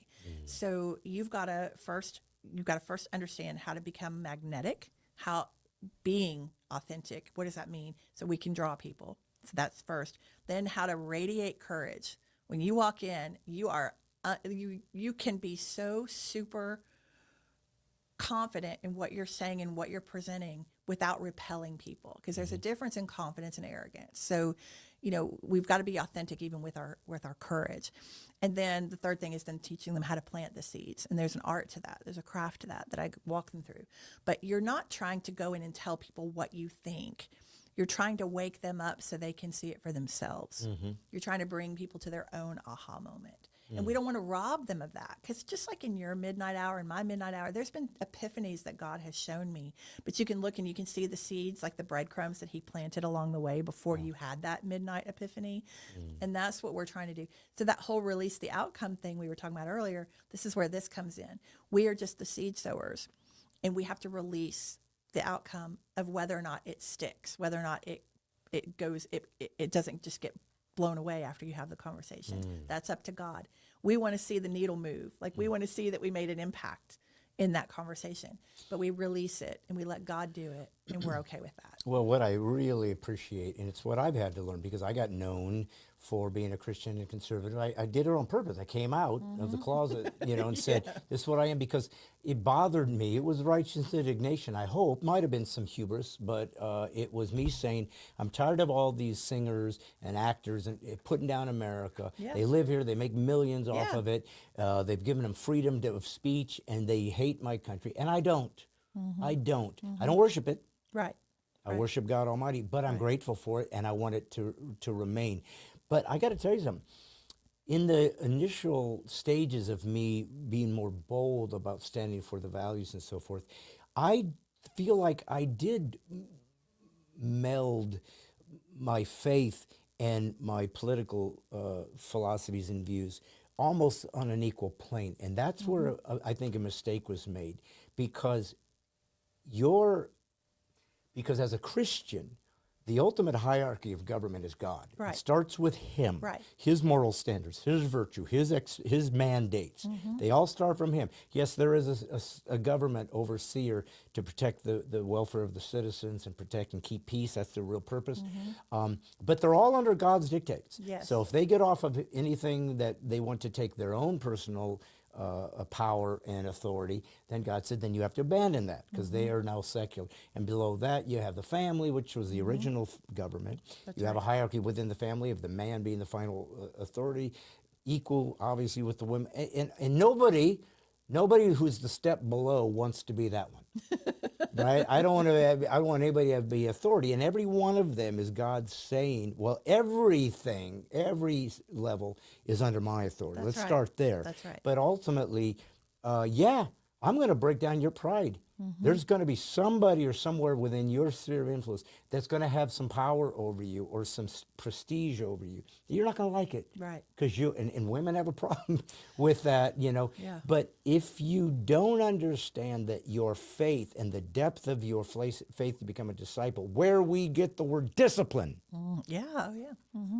if that isn't your foundation, you will not understand the policies of the Republicans or Democrats or anything else, because you have to see them through the lens of God's perfection and his expectation of what the world should be like. Your salvation isn't policies, it's providence. That's right. I say all the time, there ain't no cavalry coming out of Washington, D.C. No, they've abandoned it. Like, this is a job for the church. This is a heart condition that America Completely. needs. And so this is why we have to be so suited up and on this battlefield. And I was saying earlier, I used the word Republican. Like, some of my friends are like, why do you have to say Republican? Yeah. Well, because I want people to associate it with voting. Like, you need to go vote. And I know people are like, what's the point? It's all fixed anyway. It's all rigged anyway. But here's the thing. Ultimately, if the Christians would even at just a 6% difference in Christian women would get out and vote, change our whole country. Just like we saw with Trump, the people, the power, I know this sounds so cliche, but it's true. The power really is in the people. If the people will lady up. Like men even say, sometimes the men need to lady up. But if we would just man up or lady up and get on that field and push this evil back, we have authority over it in Jesus Christ. You have authority, and we don't walk in it. We're just capitulating. We're just like laying down. But eventually, the culture, politics is always downstream of culture. And it's been a agenda for the last 50 years to drive it out of our culture, 100%. But COVID woke us up. It's one thing to be in ignorance, different when you know it now. You have a responsibility now. And I think God's calling a lot of us to the battleground. And there are some of us that are leading, that are running to the front lines. Like David said, I'm running to the front line. Today I will have your head. That's the warrior spirit that's in some of us. It's not in everybody. There are chiefs, there are leaders, there are commanders, and then there are followers, there are Indians, there are, soldiers. But some of us are on the front lines, and we are trying to motivate these people to the battlefield. And people have their comfortable lives, they have their nice, cushy homes. I have one of those. It's hard to get up off the couch and go do something. But I don't know how every Christian is not on the field right now. I don't know how you can look at the evil in our culture, in our government, and that every Christian is not, it's not a call to arms for us. So it is about engaging in the political realm, but it's understanding, you said, the hierarchy of who's really in control and knowing that. Well, and, we said earlier when we were talking about being career in performance arts, so we try to gauge numbers to see if we're bearing fruit. At least that's the secular version. But in some odd way, a similar reality in the spiritual realm that Christ even said is that many are called and few are chosen. So if you think about what God needs in the Christian in America, the disciples is what I started referencing, because it just gives it more weight, because that's what we're supposed to be. Anyways, but he already said, listen, just so you know, there's not going to be a bunch of you doing this, because if you're really going to do it, it's going to be very hard, and it's going to be limited because it's so much is expected. Most people are lazy. Many aren't believers, and they think they are because they said a prayer. And so in some odd way, in some beautiful way, it's God re-emphasizing what we already said. Don't worry about the numbers. I just need a few of you to act like believers and take me serious. And frankly, let's be very honest, it really is incumbent on the pastors to stand up and say, here's what is true about marriage. Here's what is true about gender. Here's what God says about divorce. Here's what God says about abortion. Here's what God says about immigration. Here's what God says about illegal immigration. Here's what God says about sovereign borders. Here's what God says about traditions. Here's what God says about the foundations of your culture. Here's what God says. And suddenly they say, we're not apologizing. We're not coming back. It might cost me everything. And here's the horrible reality. It should. It should. Jesus said this. I can give you one out of a few flags to show you, to help you assess if I'm one of mine. One of them is, you will be hated. What? No, I don't want to be hated. That's right. Matter of fact, I want to be the Christian that everybody loves. Exactly. And then they'll all want to jump in, right? Lord, we'll be seekers friendly, and we'll make it so sweet and kind, because everyone wants to be loved, and Jesus loves you just the way you are. Then I want that. And it's like, well, but he doesn't love us just the way we are, or he wouldn't have gone to the cross. He had to die because the way we are sucked. The way we are was killing us. And so these platitudes, these bumper sticker phrases and idioms to make us feel good, these truths perhaps that are spoken from the pulpit that elicits an amen and a hallelujah. And I say, God says, enough of your amens and hallelujahs. I want you to shut up, listen, and then go apply this in the real world where something can be happening, because you're safe in here. You're comfortable. Amen. And there's a problem with comfortable. It means you're not moving. That's right. You're in a hammock. I didn't put a hammock in Eden. Preach I didn't put a hammock in Eden. Well, but before the fall, when weeds and everything came to make man's work more rigorous and difficult and challenging and terrible, so prior to that, when everything was perfect and we were in perfect communion with God, he still said, you have work to do. You don't get to be lazy. You partner with me. And that's what you're saying. And I will say this. I think it's important that we bring this up, because it might help people who are listening or watching this. I said a few years ago, I said, look, DC's abandoned us. It's going to take a peasants' revolt, which is what started this nation, because we are a republic, so it is the people. And the proof of that is, for example, let's just take Corona, because it's the most obvious way of observing who was on which side. If they said, hey, everybody's wearing masks tomorrow and we're shutting down our business, and if Americans said, no, we're not, guess what? Yeah. That'd be that. That's right. We'd gone back to work, wouldn't have died, wouldn't have been ruined. People wouldn't, 18-year-olds wouldn't have had myocarditis, and people who had been married 70 years didn't have to die with a piece of glass between. The so heartbreaking. evil, demonic so evil. that happened from that nonsense is beyond belief. But the point that I'm trying to make is, I would say to the folks, I'm not even a Republican anymore. I'm independent, because they're all corrupt. Okay. But They're all here's- corrupt. Now, yes. listen, I know what you're saying, but I have to say, because I've been saying it anyways, does that mean that there isn't somebody out there who went to D.C., a congressman, a senator, who has great intent? Everybody does the first time in. That freshman thinks, I'm going to change the world. Yeah. Mr. Smith goes to Washington. Yes. And you get there, and somewhere, somehow, some way, I don't know how it works, I'm not part of that club. You get into your little office, and you're like, it's mine, and hold it, and somebody must walk in and say, okay, welcome, here's how the game works. That's exactly how it And happens. they either say, so, you'll vote for this. Oh, I don't for that. Okay. Well, here's the pictures. Oh, here's the text messages. Oh, you love your children? This happened. I was doing a show in North Dakota, I think it was, or South Dakota.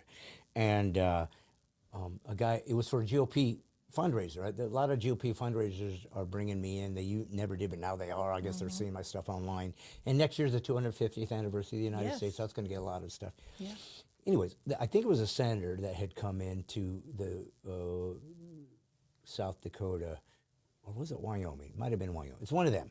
Anyways, lots of ranches, lots of cattle. And the guy said, we got a bill coming up. We're going to protect this cattle ranchers. Fear not. And I said, okay, we're in. We vote for you. He gets in. 2 days later, the vote comes in. He votes against it. Ugh. They call him. He said, what? You just sat in front of us and said, don't worry. I got your back. And then you just did this thing, and you told us to trust you. And he says, I have children. Basically implying, somebody let him know, you'll vote exactly how we tell. And if you think it's hyperbole, just so you know, as a Christian conservative, they'll shoot us now. Now it's not just words. We watched it happen to one of our own. Yeah. This is where we are. Yep, it's going to cost you. And by the way, it was always supposed to cost you. Yeah. The fact that we've created a Christianity in America that never cost us anything Right. is why the Christianity in America is ridiculously superficial, Yep. has no power, Anemic. and is being destroyed by heretics because nobody took this seriously and said, whatever it costs, this is the hill I die on. My Savior died for me. If that's what he asks of me, so be it. Yeah. And I tell you, in Nigeria, you don't have to explain it to them. That's right. Or Iran, or Iraq, or Afghanistan, or Morocco, or Pakistan, or Turkey, or anywhere else, Yeah. or China, or North Korea. Yeah. They know that there is a cost and it's worth it, and that's the hard part for us as Americans to understand. So I want to ask you something about Lady Up America, too, because, and get your perspective on this, because I've been watching some videos, I've been listening to some people discussing something about is it the 18th Amendment? Is that the women's right to vote? Is that 18th or 19th Amendment? Oh gosh. Wyatt, what amendment? 19th. I think that's Women's right to vote was the 19th Amendment or the 18th? 19th. 19th. 19th, okay. 19th. So I didn't know some things about voting. I didn't know that a lot of men got the right to vote only like 10 years after the country's. I got to do more research on this, so I'm a little ignorant right now. But there was a time when not every man could vote in this country. You had to own property. You had to have something at stake because what you're voting for is going to literally cost you something. Women didn't have the right to vote because they weren't doing anything but being part of the household and taking care of that and doing these wonderful, the most holy and sacred of things, to raise children and to take care of their family. And when you see, for example, as we tape this, just recently, Mamdani was voted as the new mayor of New York. He's a socialist. I can't even believe that. He's It's like one of those. How did that happen at ground zero? Well, how it happened We know was how, that but the majority of the votes were foreign born. no, wait a minute, 40-year-old and older white women. Women. Oh, is that right? And the I knew there were a lot more, of foreign the born. more, well, I don't know, but I heard that stat because obviously they have exit polls. They know who, Yeah. what. Here's the thing, and I want to get your take on this because it has really, really been ruminating in my spirit. So I'm just going to be flat out. I wonder if we are in deep peril because women do not have the innate ability to separate their heart from their head. That is not an insult. It's the fact that women and men are made differently.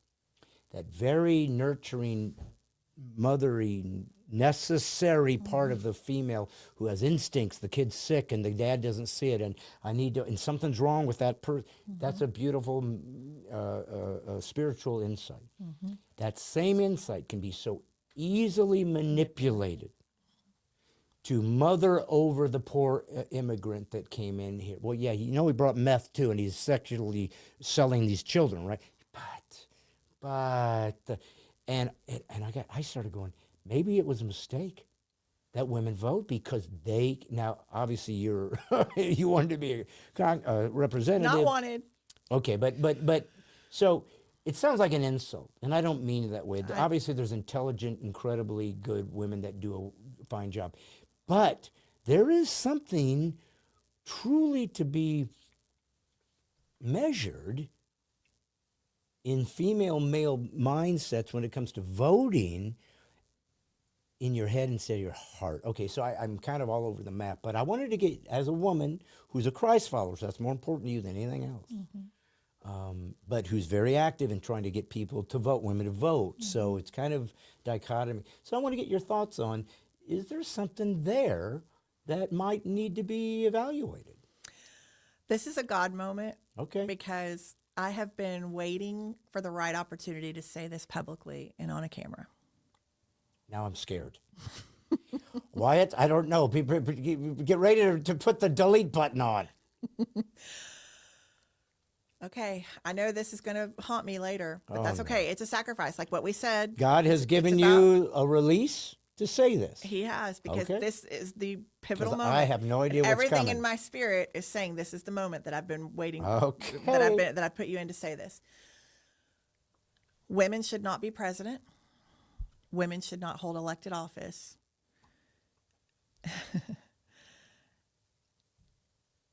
Well, at this point, you might as well keep going because Women should not vote. yeah. Okay, so let me. All right, now, okay, Holy smoke! All right. Wyatt, we've got a landslide here. okay. I know this is gonna, but this is the truth. Here's why. Yeah. The hierarchy of the family was very intentional by God. When we know that men are logical and women are emotional, again, very necessary complement to each other. But men have the ability to separate that emotion. Yeah. They're designed by God for that purpose. To be able And to make hard decisions hard that is decision. going to cost some people something. hard decisions Yeah. and hard choices that a woman would let her heart get in the way of Yeah. making. So when it comes to leadership in the country, same principle applies. That's the government structure. The nuclear family is God's governing structure, and it just evolves into the political realm. Oh my gosh, I can just feel right now the emails and the calls I'm going to get on this, but it's okay. No, because are going to justify this, I believe, with godly biblical foundations, which is all you're obligated to. That's all- So that's all all I'm you can do is do what I do: is say, I didn't write the Bible. That's right. I'm just. We have to say it out loud, Yeah, though, yeah. Brad. Well, Like, we yes. have to say it out loud because this I am going has to been- reward you with a candy necklace. Oh, I love these. Look at this retro candy that Brad has. I brought it out to show you guys. Candy cigarettes. I don't know if this will fit on Candy- here, but we can make a candy A bracelet. There we go. Thank you so much. And then Oh, you can I eat love that these. on the way home. I love this. But anyways, yeah, I have retro candy for my guests on the Cracker way out, Jacks? especially when they say things like women shouldn't vote. Okay. And then they have to get it. But anyways, I This mean, is like a But- God moment, right? well, here. it is a God mode because there's no accidents, only providence. Listen, you came on here to say I am training women how to vote Republican GOP because they're the only ones that at least allegedly care about this nation and are dealing with moral issues like pro-life and so forth. So obviously, right now, we vote and women vote here. And listen, nobody is here saying that women aren't intelligent or that They're there's many amazing. that are women that are more intelligent than I'm not. It's not even that. No. I don't give a crap about whether a woman is this and that unless God says no. I'm just trying to serve Him, and sometimes He says things like, "Women, submit to your husband. Husbands, love your life as Christ loved the church." Well, both of those ideas are virtually impossible to do. You're asking too much. I can't love how did Christ love the church? I can't love my wife like I'm not Jesus. You aspire to it, but You you can't aspire ever. to. But think about the pressure Well, that's the thing added. you cannot possibly walk out the fruit of the Spirit. You cannot possibly love without the Holy Spirit giving you the power to do that. Without you being fully surrendered, fully all in for God. Like as a human being, you can't will yourself to not be jealous. You can't will yourself to be patient. Like these are things that are developed in us by the Holy Spirit. Okay, so let me just say, yes, women can vote now. This is the reality that we're in. The left, the only thing they are driven by is emotion. Because none of their policies are rooted in any kind of truth or any kind of fact or logic. It's all emotion. Well, and when they fail, they don't adjust. So that tells you this is cult-like, this No, is religious-like. they- Because yeah. they don't say it fixed, let's do this differently. So that's when you've got a real problem because they're never going to change, No. even if it's a catastrophe. And they're manipulating women's emotions Of course. for that vote. 'Cause it works. Yes, because it works. And here's the thing with Lady Up, this I would say at the heart of it, this is exactly what I'm trying to do. And you've helped me see this today. So thank you for that. But those first steps I was talking about getting really rooted in God and really rooted in our country, I'm trying then to teach women how to influence from that point because let me just say this, like we have to understand how our emotions work, how the offense happens, how the triggers happen, how the emotional landmine, where the emotional landmines are buried. We have to be able to get control of our emotions and then pair that with how our country is supposed to run so that then we can be on more solid footing. We can be more clear on how to not be driven by that emotion. Then we can turn around and influence women who are. So women are like a gated community. They don't listen to politicians. They hate the news. They turn it off. They are not driven by any of the doomsday text messages that come out by the GOP. This is what the GOP doesn't get about women. You can drive people to the polls with fear and anger so long. When it comes to women, eventually they become desensitized to that and completely turned off by that. So it's like a gated community. The only people then that can reach women are other women. The only people that can reach them are the people who are inside their communities that are already a part of their social groups, their friend clubs. This is why I say my techniques work best for women engaging with people that they see and encounter naturally over and over and over again. So the GOP is not getting through to these women. And this is what I keep trying to shout from rooftops. You guys are blowing it. And I know they don't have the answer because every room that I speak to predominantly GOP groups. And this is my audience. Port Charlie's was the campuses. Mine is the GOP groups. It's not the average everyday woman on the street. It's the GOP groups, the trainers. And this is what I'm trying to get through their heads. When I speak to a room full of Republican women or even men, I say to them, what's our plan for reaching women next election cycle? And it is crickets. They have no plan. They have no idea how to reach suburban women. The Democrats sure do. It's all about the emotion. Yeah. We come in with our stats, our facts, our logic, all these things. We come in with our doomsday ads and all that, and they're not even watching. They're completely checked out of the GOP. So it's not even my opinion. I'm convinced of it. The only way to reach women is through other women. So I've got to get these women trained and get them. God's doing it, but I'm just leading them to the water, right? But God's doing the heart change. But we've got to get these women on solid emotional stability, spiritual stability, with an understanding of our government. The Cliff Notes version, because they don't have a lot of time to invest in taking a civics class, right? It's like a lightning speed history on the American government. Pair that then with that, getting that emotional stability, and then go influence with that, because that's the only way we're going to reach them. It's the only way.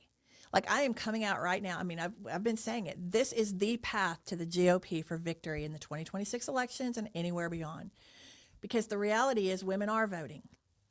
And so I wish I could go back and undo that. Pretty good, kind of, actually, with women. I mean, he just seemed to have gotten more than he had. Fear and anger drove them after the last election was stolen and after COVID, and they started seeing all their kids in harm's way.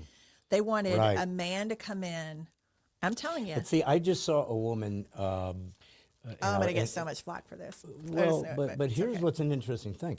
I saw this podcast or this interview clip, and I think I tried to reach out to her to see if I could get her beat. But anyways, in briefly, because I didn't go into the depth of it, but what she was getting at was, because women are nurturers, because you are designed to want to protect children. Yeah. What's happening is the older women who went out and got careers and basically abandoned children and family and the thing they're designed for, that they can't escape. They think they can, but they can't. Just like saying, if you stop believing in God, you can live a fine life. You can't. You'll replace them with something else to worship. It's how you do. That's right. Because you're designed to worship. You're designed to worship. So That's right. women are designed to take care of children and those who are in harm's way, like you said, the innocent. And so they have vicariously placed issues and political elements like immigration, families being torn, and they feel this mothering instinct towards them, and that's why they're so adamant, because they're protecting their children. They don't know that's what's happening. So talk about a manipulation of God's design. Oh, yeah. The nurturing female mothering nature is then manipulated to go apply it to those who don't, I don't want to say don't deserve it, because everybody deserves to be loved and defended. But if they're doing evil, like gender-affirming care, you're mutilating people's bodies. Yes, but it's affirming. They hear words, and then that attaches their nurturing element. It's like, you've got to see what's happening, and you're right.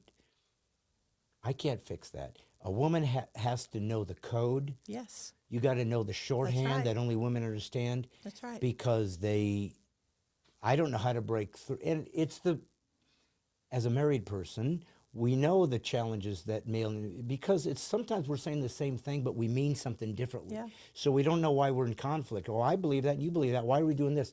Because I'm defining it differently than you. Yeah. Well, it's oil and water. Yeah. You know, and what you said is so important, how they bait women with the emotion.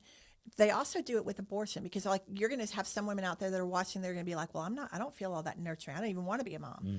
You know, so it's the other extreme too. It's baiting them with then villainizing men, you know? So it's, these men have oppressed you. These men have suppressed your ability to go and fulfill your potential.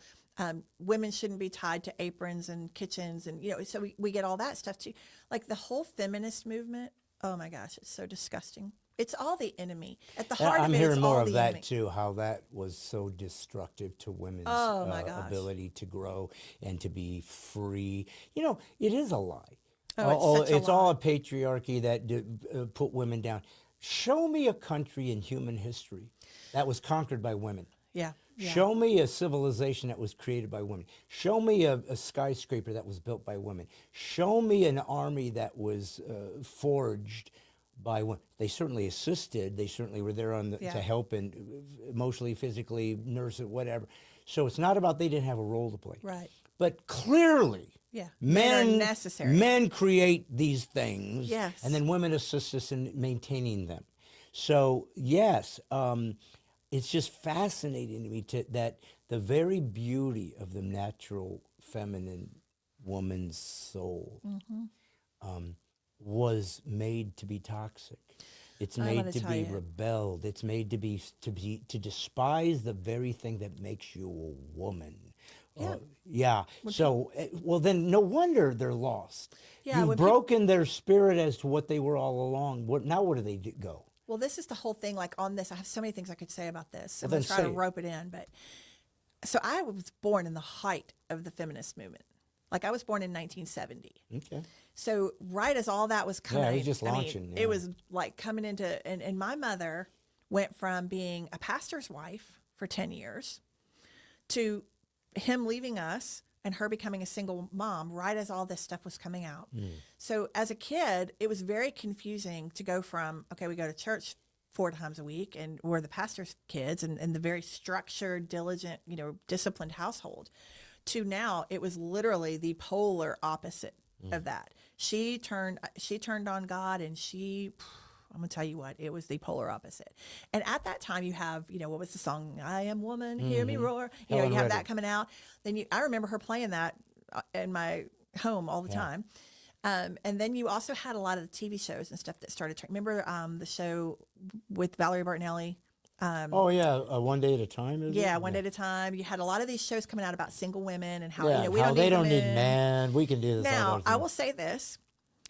There's a lot of crappy men out there. Mm-hmm. Okay? There are a lot of men that do their families wrong. Mm. So I am nobody's more compassionate around that issue, because my dad, even when he was in the home, he was he never abused us, but he was extremely tough on us. Like I had an egg timer on the table, and if my plate wasn't cleared within 15 minutes, it was a spanking. He's training us for public meals for the pastor's family. So stuff like that. So I understand how men can kind of, be over the top. But when he walked out and left us for another woman, being a pastor, now what was the heart of that is he was a new convert Christian. He had gotten saved when he met her, and then decided he was changing from going into broadcasting, where he had a job at NBC waiting on him when he came out. He went from that to switching to become a pastor. So he was and God warns against this in the Bible, that new converts should not be pastors because they don't have the depth yet. They don't understand the walk with Jesus yet. So again, not excusing it, but I understand. So when we then go into the feminist movement, and you got all this disco and the songs and all that stuff coming out, of course it starts confusing the culture. And we don't know now. As women, we don't know. Okay, Brad, I'm not proud of this, but before God brought Brian into my life, I went through a lot of men before Brian. And I thought that was normal. Of course you sleep with your boyfriend. Of course you live with people. Of course, and my mother modeled this, so and the culture was all cheerleading it. So I think a lot of women out there, they have no idea where But why not if you're where not the a truth- believer? I mean, that's the point. Once you're a Christian, it changes everything because Everything. it gives you the rules. Yeah. It gives you, the Bible is, I always say, is the revelation of reality. It's literally telling you how to function and navigate a life that's going to be hard. It's also telling you as a woman your value. So for a long time, I had no idea my value. I didn't know how to measure that. And now I understand that it's in Christ. Now I understand because I'm his kid, I have such value. He was willing to die on a cross for me. I understand that now. But for years, I walked around bumping into walls because I just didn't get that. But were you always a believer for the most part, that you would consider yourself a Christian even when you were on your little prodigal version of your faith? As a kid growing up in the So, as a like I'm pastor, saying, and I'm not trying to be salacious. But I think it might be helpful. So when you're having, sexual relations, whatever, But were you a believer at that time? But you just kind of Yeah. were just saying, but this is still cool. No, because it's all right. It's and I confusing. did that too. It's when I was, especially when I as a was musician younger. and Yeah. stuff. I mean, but it's I only confusing. say that because there's probably women out there that, that's kind of where they're at. It's like, I was a believer, but I feel like something is shallow and hollow. Mm-hmm. Well, you've allowed the culture to drive your Well, I don't even think behavior that as you've- opposed to the spirit. I don't even think that it's something we allow consciously. I Mm. think it's just something that we fall into these situations because we don't have a rudder. Mm. And so, okay, so I'm going to say a lot on this. Yes, so I got saved as an adult when I was about 21. Mm-hmm. Before that, a lot of pain. Okay. And a pastor actually came up to my house and he said, "Has the world beat you up enough out there? You had enough? Because if you need to stay out there a little longer, but if you've had enough, Jesus is here and he's ready to take your hand." And when I took his hand, I fell apart like a baby. In my life, it's like God kicked in. I literally felt like a went into gear. Good. But I had a lot of maturing to do. So God, the way he works has been my experience is he just takes layer by layer off. So he doesn't like transform you on the spot. So yes, I had that seed planted, but God had a lot of damage, emotional damage and stuff he had to work me through to heal from before then I was ready to walk like I am now. It's mature. It's like you're on the milk and then you move to the meat. But it's like I always say, God's got the best drip campaign ever. So if you're a new Christian out there and you're still sinning, we all sin. But what I mean is if you're sleeping with people, you're whatever, and you're justifying that, but I love him and all. I mean, I did all that stuff. I didn't know it was wrong. I mean, I'll say this even. We're on provocative conversations now, so let's just go for it. Most of the men that I dated were into porn. And it's like, of course they're into porn. Everybody's into that.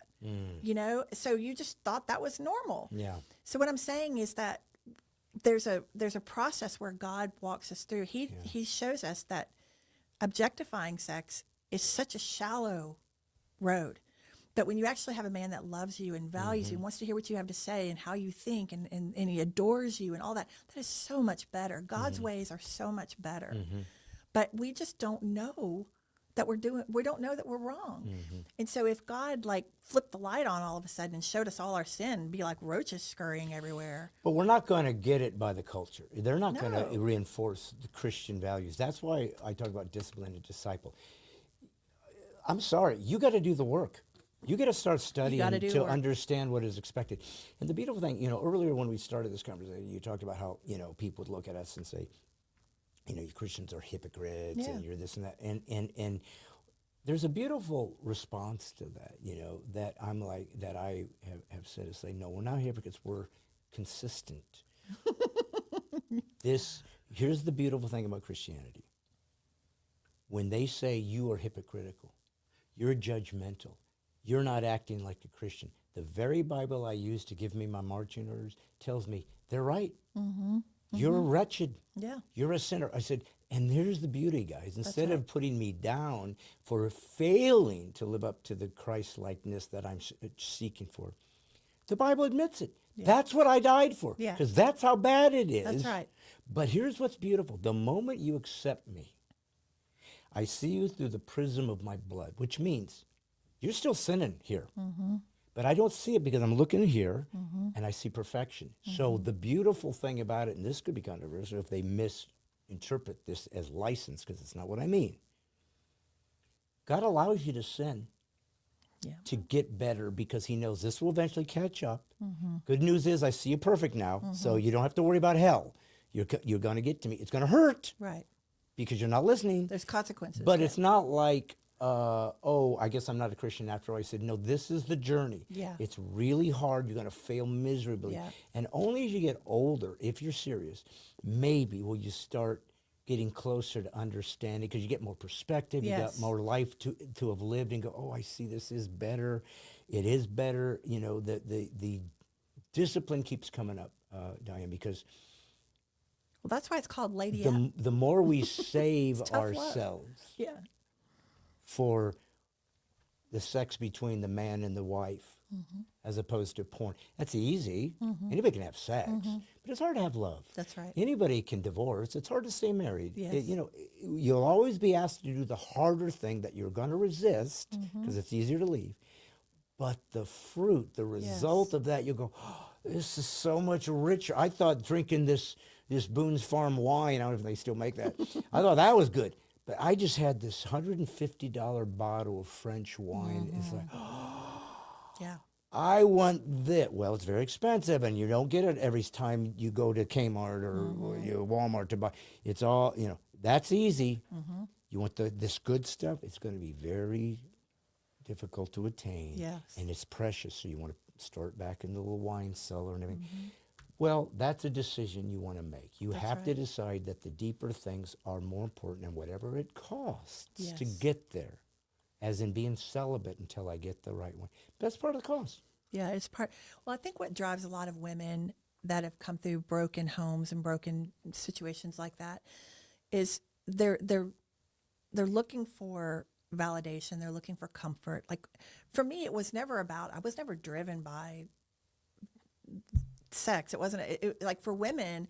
It's very much about just needing somebody to hold you, needing somebody to nurture you, needing Well, and it gives you the illusion of intimacy that this person loves me and is watching over me. Well, they're desiring you, Yeah. and so that desirability, women want to feel desired, and so we have these innate things, but they just get corrupted by us getting it with the cheap wine, you know. And so now, I mean, even with Brian, like now that I've tasted the high class wine, I'll never go back to that. Like I see it's how very obvious how much better this is than that. God's ways are just better, but we don't. It's like I said, we have so much healing to do from the ways that the world, this culture has literally hijacked our thinking.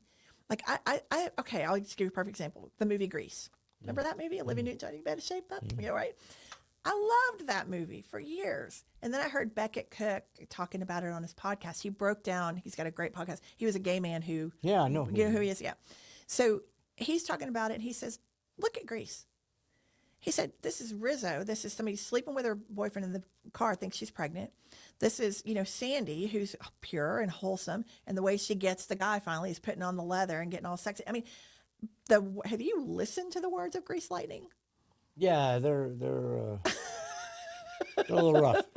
Yeah. But this is what I'm talking about. Yeah, like, casual compromise. We just think this is normal. Yeah. So, or we can just overlook it because it's got a good beat to it or a good, and it's casual compromise. Like I said, that's what another term he gave me. The little things add up. Death by a thousand cuts. Yeah, because if you stop yourself at the little things, you literally are building up a fortress in yourself. So when the big thing comes, you're kind of like, well, I'm kind of been prepared for this. I've been saving up for this. I've been strengthening myself for this. You don't get strong by joining the gym. Right. You get strong by going to the gym Lifting the and weights. doing things. Yeah. So we get saved and we're strong. No. That's right. You just joined the gym. That's exactly right. Now you got to get to work. That's right. And it's going to suck, especially leg day. Leg day's going to leg day's going to suck. And you don't want, I get it. We're lazy. We don't want to do it. We don't want it to hurt. Well, let me ask you this then as we get towards the end of this amazing conversation. I'd like you to make sure you summarize what the Lady Up conferences and curriculums are so that people can understand. Because we also have this other catchphrase that's been thrown out in the atmosphere that is frightening people, Christian nationalism. So the moment you attach a political party to a faith, that's usually put into that, you are trying to marry them as equal. And they're not. Our faith is the key. And this is simply a way that we're trying to navigate a culture we live in. This is my territory. I was born here. If I was in Iran, I'd be a different type of Christian. I'd have to do it differently. But I have a free speech First Amendment right here. I live in a constitutional republic that were given rights given me by God, saith the founders. So why wouldn't I leverage that and take advantage of this grace God gave me? So if you would, tell the folks, I think, what you will give them. I guess you kind of have, but I just want you to have a little thumbnail summary. So when it goes out on social, it'd be a quick way to entice them as to what this is. Tell them a little bit about what they're going to get, what they're going to walk away with that they didn't have until they saw these things that God has led you to teach them. Okay. You're going to walk away with absolute clarity that faith informs our politics. They are not two separate conversations. They're one and the same. What do we legislate if not morality? You're going to walk away with a very high level but clear-eyed and firm-footed foundation on what the soul of America is and how that partners with our faith, and how we then, as those strong-rooted Christians and conservative voices, can then be so much more effective with the people that we naturally encounter. You're going to be an influencer, a masterful influencer with the people that you encounter. You're going to win more of those people to God and to our conservative values that will result then at the polls. And do we have perfect people in the Republican Party? No. Do we have some that are really bad eggs? Yep, sure do. But that's the closest thing that we have to biblical values in the political system. And so if we just sit home and sit it out, then evil just takes more territory. So we have to be in the game. You don't have to become a political activist. You do not have to go stand on a street corner with a sign. In fact, I'm nothing in my training will push you toward that. This is about one-on-one conversations and you becoming masterful in them. I think our country is going to change one conversation at a time. It's going to come from women influencing other women, because the left is purely driven by emotion. Women they have superpowers when it comes to emotional intelligence. So if we can lady up in our faith, lady up in our behavior, then we will influence so much more effectively, and we can win our country back to God so he'll heal our land. Amen. And is this appropriate to bring into a church, or is this mainly more Although of a churches won't touch me typically. because it's attached political. to political. But more churches need to have, Brad, at this point, I am so, I know that I know that I know that I know that I have this answer. Mm-hmm. And so churches need to get on with it. You know, they need to bring this program in. Mm-hmm. And what I am encouraging people to do, you don't even have to bring me in. It's online now. Have your women's study groups. Go online and get it. It's $49. Go online and get it. Do like similar to a Bible study. Have women meet once a week for however long they want to meet and walk through this program together. I've got a workbook that comes with it that guides them right through it. And because women love to learn in groups of support. They love to support each other and encourage each other. And that'll also give them accountability, you know, and work through their own wisdom, what God's downloading on them as they're learning, because we all have, God's teaching us all the time. But I encourage women to do it in small groups in their living rooms. Yeah. I've given you everything on a silver platter. Well, and just so that I make sure that they understand, because they probably have to go to their pastor and say, hey, can I do this thing? And they got to prove. And they'll look at it and go, well, wait a minute, is this some kind of Republican Trump rally thing? And so the reason you attach to the Republican Party is not so much because they are this moral, virtuous people. No, they're not. no. But it's the only one that at least pretend to care about values like life and the sovereignty of the nation and the Constitution. So it's our only flawed group that at least gives the illusion that they will represent our vote. So that's why you bring in Republican, because we need there's to nowhere elect. else. We need to elect better Republicans too. Yeah. And again, when you know how to vote based on truth instead of emotion, we get better Republicans. Yeah. You know, so, well, he's a handsome guy. Oh, well, I liked him. Oh, he smiled at me. No, that's not the reason to vote. And I'll tell you something else. I'm just going to go on record and say this. I think we ought to go back to civics test. If you're going to have a vote, you better understand how the government works. Used to. Seventh costs you graders in the 1920s knew more about our political system than 50-year-old men do Well, right now. there is a reason why Yes, it's it's gone. all been dumbed down. The Marxists knew we Yes. cannot win this if this foundation, Christian foundation, is established. We have to get God out of here because they demand you worship the state. They demand that your freedom, your rights, your food, your medical attention, your safety, your security is all given to you by the government. And I'll tell you what, I think it was Lyndon Johnson. Wasn't it under his administration when they said that if churches get political, then they lose their tax exempt status. he That was agreed. very intentional to disconnect the faith Of from course. church. It was never disconnected in our culture before that. So we've drank the Kool-Aid. We need to sober up. We need to lady up and get out on the field and learn this stuff. And women are the only way we're going to reach the women. Well, we sure need them, and for sure, because there's a lot of them that are lost in what is necessary, and they're broken. They're broken. So I get that. You can I get offer that. them some hope and some healing. LadyUp. You can go to ladyupamerica.com or dianecanada.com. They go to the same place. Okay. It's a global course, so it's not only for Republican American women here, but it's also for, I have a lot of women who follow me who came from Marxist regimes, communist countries, and they see the warning signs for Americans, Yeah. and they want to be able to better influence Nice. without just the fear. So it's for immigrant women too, who are trying to then reach back and influence the women that they encounter. Also, immigrant women who see their home country people coming and trying to game the system, trying to teach them why it's better to come the right way. So it's really for women, but it's for American Republicans and immigrants as well, people even here on visas. Well, what an incredibly important piece of ministry and material you have, and I hope, pray that a lot of you will grab this. Women, grab it. We need you. You know, you're better at getting together than men are. You are. That's the upside. That's why manipulating your nurturing instinct is so nefarious, because it also has an incredible upside. You'll get together, you'll talk together, you'll care together, you'll fight together, you'll talk to each other, you'll encourage each other. So that's the good news, but then they'll manipulate that to follow something which is outside of God's domain. And if you're a Christ follower, sorry, that's your marching orders.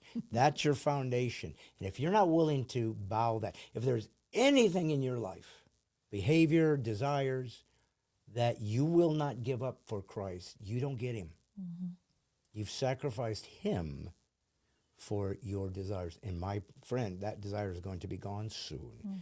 And so eternity is what we're shooting for. And by the way, if you're out there, you're eternal. You don't have to worry about that, but you're also terminally ill. So where are you going to go?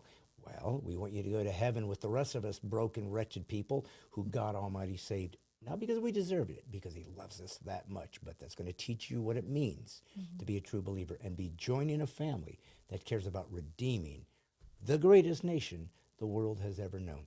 But it's not going to stay like that without Christians and pastors saying, no more, we will beat the gates of hell.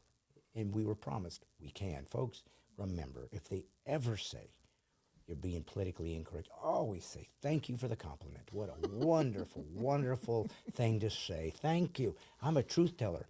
I'm not afraid about what others think. I'm not afraid about being canceled. I'm not afraid about being It's going to happen. I don't care, because I actually take Christ seriously when he said, give it all to me, and I promise when you come out the other side, oh, it will be worth it. Me, I'm just a comedian, just a Christian comedian, working in churches, GOP fundraisers, and everywhere else, conservative groups that want humor, that also desires and inspires you to become a disciple. That's what God did with my comedy career, became a ministry, didn't ask for it. That's not how it works. You say yes to God, he takes you where he wants, and you might as well get used to it, because if you fight, you end up in the belly of a whale. Folks, I'm doing what I need to do. I'm putting the woke back to sleep. See you next Monday.